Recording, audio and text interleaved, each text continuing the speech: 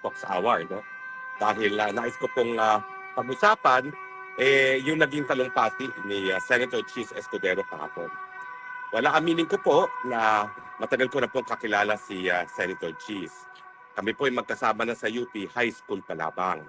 Mas matanda po ako sa kanya. Kung hindi ako nagkakamali, freshman siya. Ako po ay junior sa high school nung kami una nagkasama.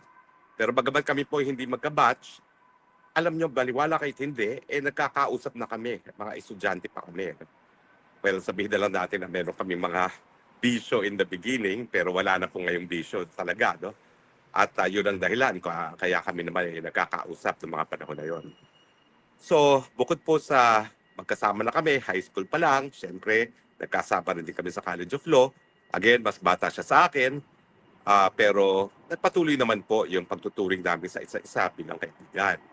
Siguro po ang naging highlight ng aming pagsasamahan ay yung 2 beses kami nanindigan para i-impeach nga po si dating Presidente Gloria Macapagal Arroyo. Siya po yung dating minority floor leader sa Kamara at kasama namin si Senator Alan Peter Cayetano. Ako naman po ang tumindig na private prosecutor noong panahon na yon.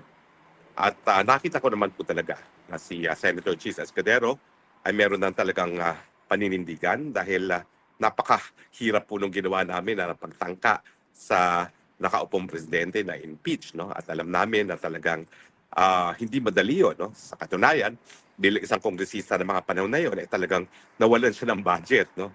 At ang mabuti naman po, tumanaw na utang na loob ang sambayanan kay Cheese Escudero at saka Senator Alan Peter Cayetano.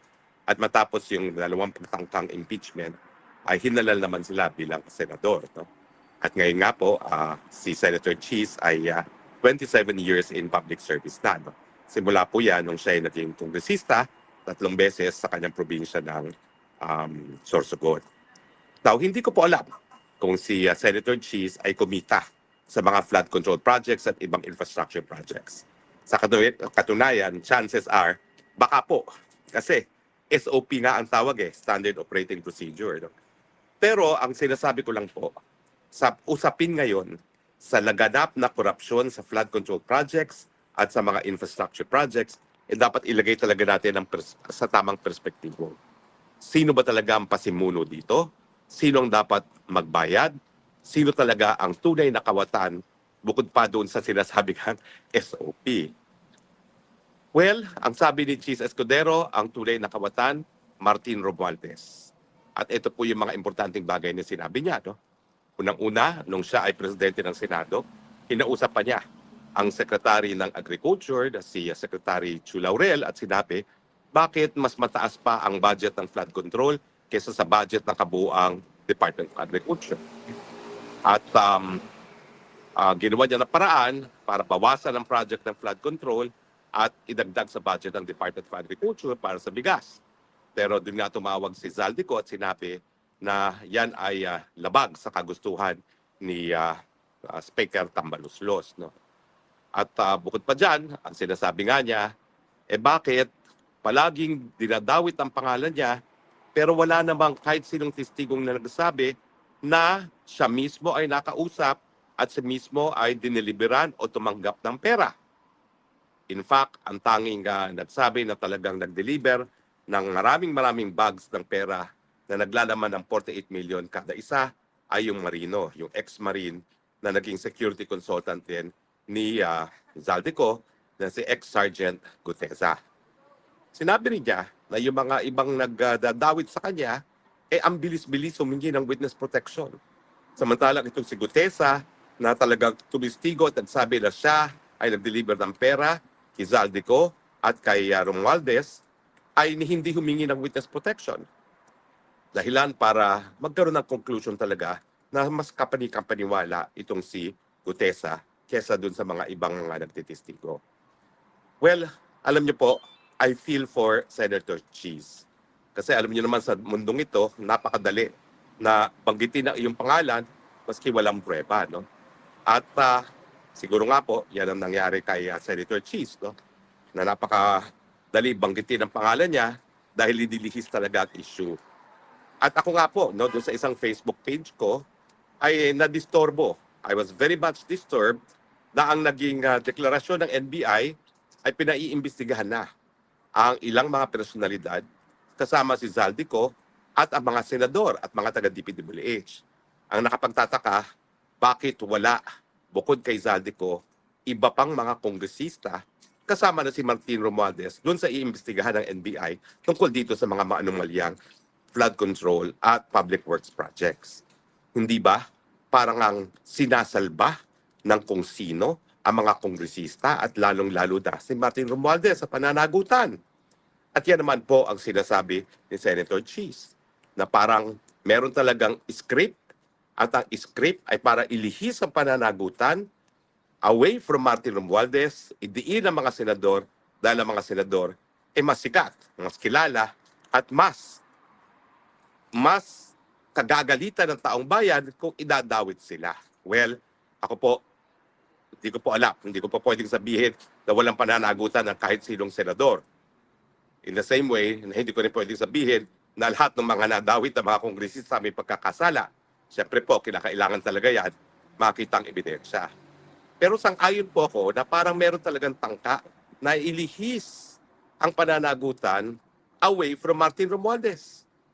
Hindi po pwede na mag-iimbestiga ang NBI dito sa mga maanumalyang proyekto nito na hindi kasama si Martin Romualdez. Siya po ang Speaker of the House. Siya po ang talagang nagtalaga kay Zaldico bilang chairperson ng Committee on Appropriations. Siya ang talagang, kumbaga, nagtulak ng 3 maanumalyang budget dyan sa Kamara de Representante, kasama na yung pinakakurap na budget sa ating kasaysayan noong 2025 budget. So kailangan talaga imbestigahan si Martin Romualdez. At wag naman po sana na dahil siya ay presidential insan, siya pa ngayon ang walang pananagutan. Kaya nga po nauna na ipanawagan ko kay Zaldico, ako Zaldi, bilang anak ng aking kauna-unahang kliyente bilang abogado, sana ikaw ay basagin na iyong katahimikan, sabihin na ang katotohanan. Na gaya ni Gutesa, bagman ka rin ang kumita. Pero bagman ka rin dahil meron pang mga ibang kumita at posibleng masasabi mo, hindi lang si Martin Romualdez dahil obvious naman yan, kung hindi pati yung pinsan niya na ang presidente mismo na si Marcos Jr. dahil bakit nga ba nag-deliver si Gutesa ng bagbag din na pera sa Aguado na katabi lamang ng Malacanang. Samantalang po pwede naman na patuloy ang delivery sa pamamahay na ni Zaldico at si Martin Romualdez. Tila bagang meron talagang ibang pupuntahan yung pera na dineliver ni Aguado na doon sa lugar, Aguado, na kaharap lamang ng Malacanang. At kung siya talaga ay magsasalita ng ganyan, baka naman makuha ng taong bayang Pilipino na patawarin ka, Zaldico.